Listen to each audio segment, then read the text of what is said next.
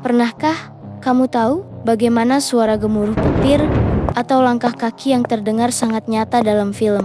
Itu semua berkat seni sound effects atau SFX pada tahun 1933. Dalam film King Kong, para pembuat film menggunakan kloset sebagai sumber suara untuk menciptakan efek langkah kaki raksasa kung. Kreativitas di balik SFX selalu menarik. Gimana menurut kalian? Coba deh komen di kolom komentar.